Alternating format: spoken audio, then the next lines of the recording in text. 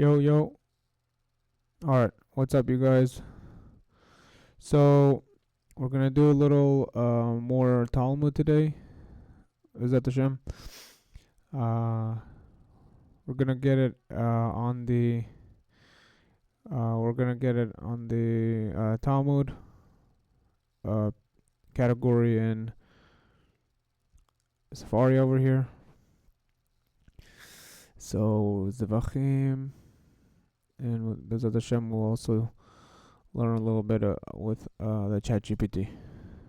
God's help.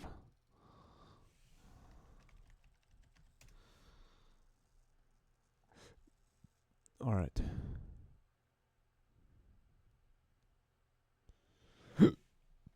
Excuse me.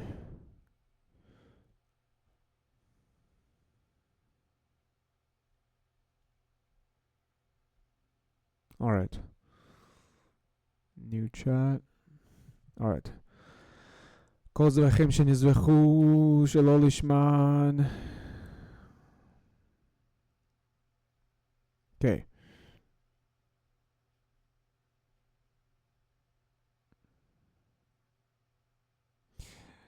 כשרים. כל זבחים שנזבחו שלא לשמן, שנשחטו עולה לשם שלמים, שנשחטו עולה לשם שלמים. So maybe they thought they were slaughtering a different sacrifice. It seems like כשרים. לזרוק דמם ולהקטיר אמירותיהם. Okay, so let's go ask.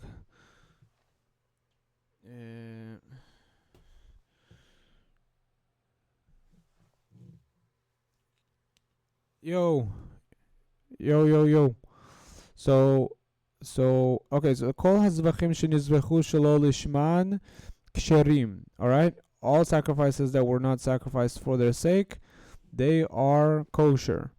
Okay? So Rashi says that means if it was slaughtered for the sake of an ola, and actually it was shlamim, and it says kasherim, lizrok daman, to throw the blood, ulehaktir amirotehem, ulechol et hanechalin. Okay, so what does it mean? Kasherim lizrok daman ulehaktir. What does it specifically mean? Ulehaktir amirotehem. How do you say that? Absolutely. Let's break that down. So what you're talking about is basically a passage in the Talmud that Rashi comments on. He says, look, if a sacrifice was done with the wrong intention, it's still valid for certain parts of the service. And what does that mean? Well, it's valid to sprinkle the blood, that's lizrok daman, and it's valid to burn the parts that are supposed to be burned on the altar, which is lahaktir amirotehem. So lahaktir means to burn or to offer up in smoke, and amirotehem refers to those portions that are meant to be burned. So basically you're saying it's still kosher to do those parts of the ritual, even if the original intent was a bit off. So what does it mean, amirotehem, though? Yeah, absolutely. So amirotehem is kind of a technical term. It's basically referring to the parts of the sacrifice that get placed on the altar to be burned. In other words, these are the portions that are designated to go up in smoke as part of the offering. So when it says lahaktir amirotehem, it just means burning those specific pieces that are meant to be burned on the altar. לכל את הנאכלים אף על פי שמצוותן לשחוט לשמם כדיאלף בגמרא, as we learn in the Gemara. Exactly, you got it. So what you're saying is that even though there's actually a mitzvah, there's a commandment. Okay, pause. Just hold up for a second. Imurehem. Imurehem means their fats, no? Yeah, exactly. So imurahem does refer to their fats or the parts of the offering that are specifically the fatty portions that get burned on the altar.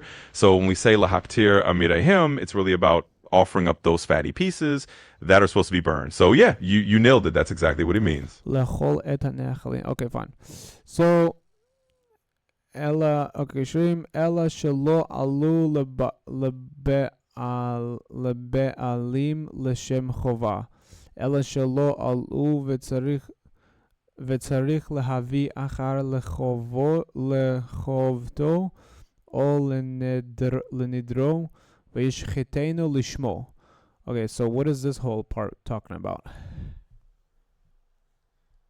Sure, let's unpack that a bit. Basically, that whole section is saying that even though these sacrifices are technically valid in the sense that you can do the ritual parts like sprinkling the blood and burning the fats, they don't fully count for the owner as having fulfilled their obligation. In other words, the owner still has to bring another offering to truly meet their requirement or their vow. So the sacrifice is valid for the ritual, but it doesn't count as if the person fully did what they needed to do. They still have to bring another one with the right intention to really fulfill their obligation. So that's basically what that section is getting at. It's kosher, but they didn't fulfill the obligation of the owner. Exactly. You got it in a nutshell. It's basically saying the sacrifice is technically kosher for the ritual steps, but it doesn't tick the box for the owner's personal obligation. So they'll still need to bring another offering with the right intention to fully fulfill their duty. אלה שלא עלו וצריך להביא אחר לחובתו או לנדרו וישחטנו לשמו. Okay, fine. So yeah, exactly. So that line is just wrapping it up by חוץ מן הפסח והחטאת. Right, exactly. So that final piece is just adding a little exception. It's saying all of this applies except when it comes to the Passover offering and the sin offering. Those are special cases where if you do them with the wrong intention, they actually aren't considered valid at all. So it's kind of like a little footnote saying, hey, for these particular offerings, the rules are a bit stricter. So yeah, that's the idea. חוץ מן הפסח והחטאת שהן פסולין לגמרי ויאלף לה בגמרא, meaning if it's with the wrong intention. Exactly, you got it. So basically it's saying that those two offerings, the Passover sacrifice and the sin offering, are totally invalid if you do them with the wrong intention. It's not just that you need to bring another one. Okay, fine.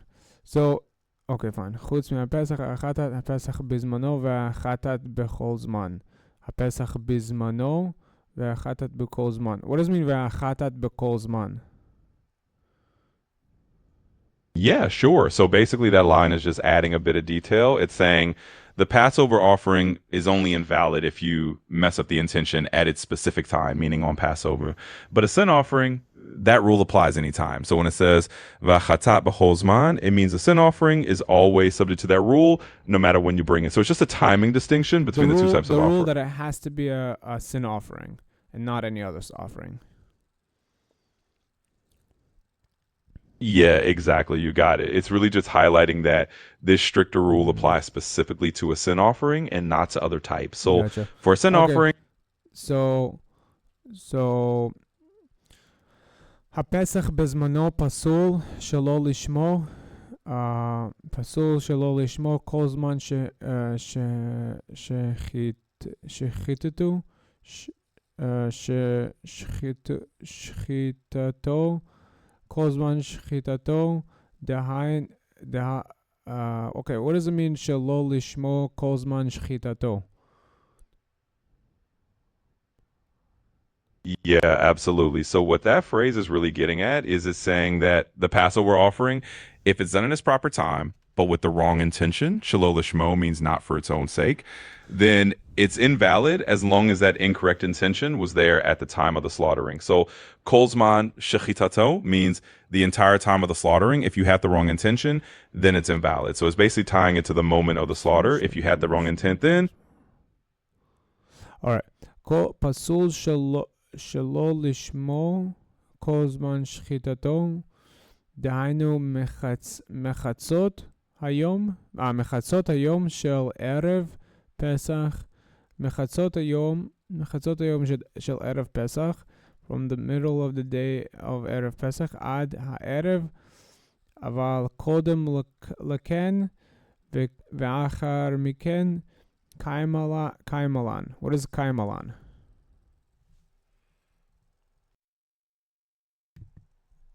Yeah, absolutely. So that part is basically saying that the Passover offering is only invalid if you have the wrong intention from midday of the day before Passover, what we call Erev Pesach, until the evening.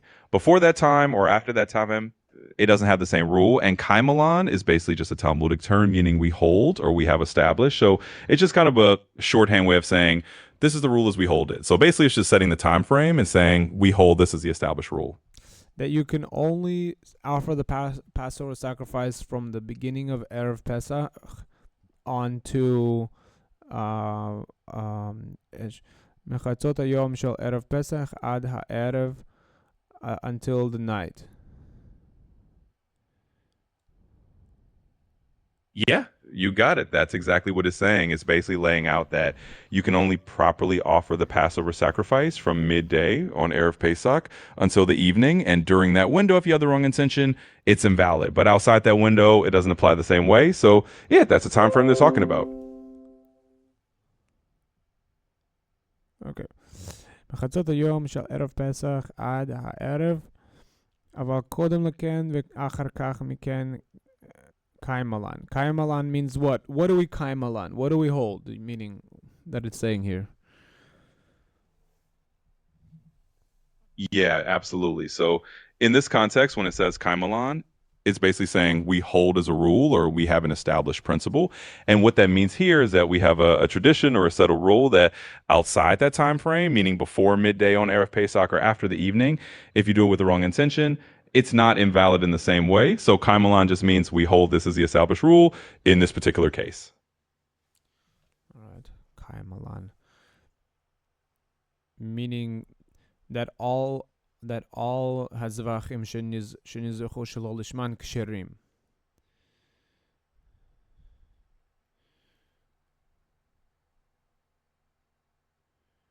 No? No?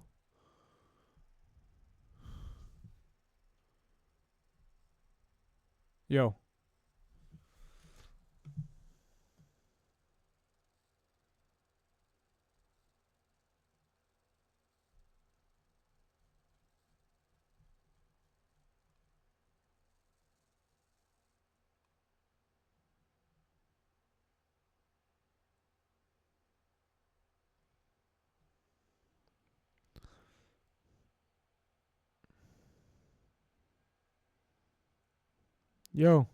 Yo.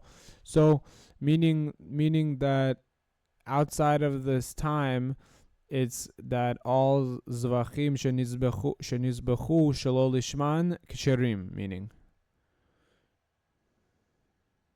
Yeah, exactly. You got it. So outside of that specific time window for the Passover offering, the general rule kicks back in. And that general rule is that all other sacrifices, if they're slaughtered with the wrong intention, are still kosher. They just don't fulfill the owner's obligation in a certain way, but there's Okay.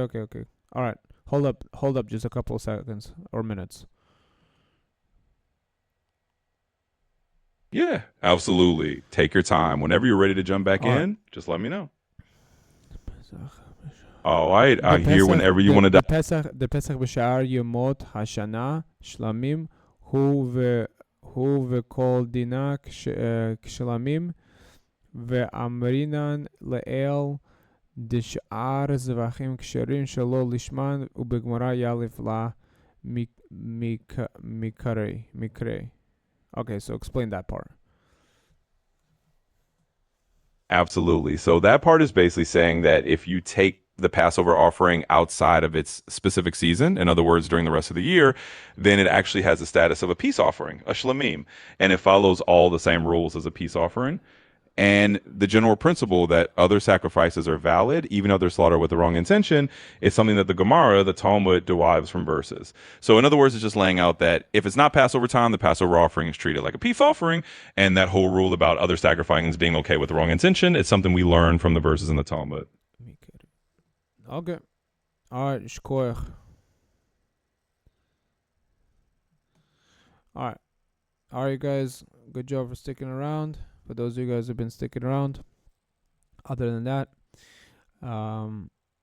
with God's help, we'll be back to you in the next couple of videos. All right, see you guys. Peace out. Peace.